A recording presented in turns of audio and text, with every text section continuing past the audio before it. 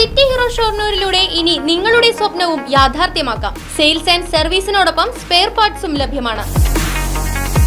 സന്ദർശിക്കൂ ഹീറോയുടെ ഓതറൈസ്ഡ് ഷോറൂമായ city mobiles. City mobiles, bypass road, Shoranur. കഴിഞ്ഞ തെരഞ്ഞെടുപ്പ് നമുക്കറിയാം. കഴിഞ്ഞ പാർലമെൻറ്റ് തെരഞ്ഞെടുപ്പ് കഴിഞ്ഞതിന് ശേഷം അസംബ്ലി തെരഞ്ഞെടുപ്പ് നടക്കേണ്ടത്. അസംബ്ലി ഉപതെരഞ്ഞെടുപ്പിൽ നമുക്കറിയാം വലിയ രീതിയിലുള്ള ആക്ഷേപങ്ങളാണ് ചൊരിഞ്ഞത്. നമ്മുടെ നാടിൻ്റെ വികസന പ്രവർത്തനങ്ങളാകെ ഇല്ലാതായി എന്നുള്ള പ്രചാരവേലകളടക്കം പതിവുണ്ട്. തെരഞ്ഞെടുപ്പ് സമയത്ത് അങ്ങനെ പറയട്ടെ, എന്താണ് യാഥാർത്ഥ്യം എന്നുള്ളതിനെ സംബന്ധിച്ച് നമുക്ക് മനസ്സിലാക്കാൻ കഴിയും. കഴിഞ്ഞ 3.5 വർഷക്കാലത്തിനുള്ളിൽ, 1.5 വർഷം എന്നല്ല, നമ്മുടെ 96-ന് ശേഷം നമ്മൾ ഈ മണ്ഡലത്തിൽ നടത്തിയ വികസന പ്രവർത്തനങ്ങൾ എന്താണെന്ന് നേരിട്ട് മനസ്സിലാക്കിയ ആളുകൾ പോലും വലിയ രീതിയിലുള്ള കള്ളപ്രചാര വേലകളാണ് സംഘടിപ്പിച്ചത്. ഈ കഴിഞ്ഞ 3.5 വർഷക്കാലം കൊണ്ട് തന്നെ നമ്മുടെ ഈ മണ്ഡലത്തിൽ ഏകദേശം 618 കോടി രൂപയുടെ വികസന പ്രവർത്തനങ്ങൾ എത്തിക്കാൻ വേണ്ടി നമുക്ക് കഴിഞ്ഞു. അത് കേവലം കടലാസിലല്ല, അതെല്ലാം വിസിബിളാണ്.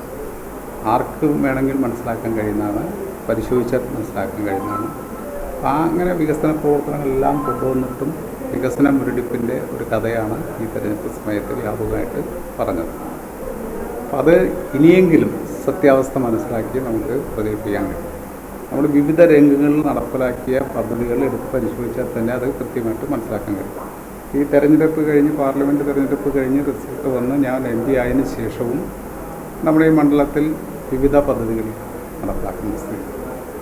അതിലേറ്റവും പ്രധാനപ്പെട്ട ഒരു പദ്ധതിയായിരുന്നു 8.25 കോടി രൂപയാണ് നമ്മുടെ തിരുവല്ലാമലയിലെ ചുങ്കത്തു നിന്ന് പഴമ്പാലക്കോട്ടിലേക്കുള്ള റോഡ് 4.5 കോടി രൂപയും അതോടൊപ്പം തന്നെ അവിടെ 4.25 കോടി രൂപ ചെലവഴിച്ചുകൊണ്ടൊരു പാലവും പണി ആരംഭിച്ചു. അത് വെറുതെ കടലാസിൽ പറയുന്നതല്ല.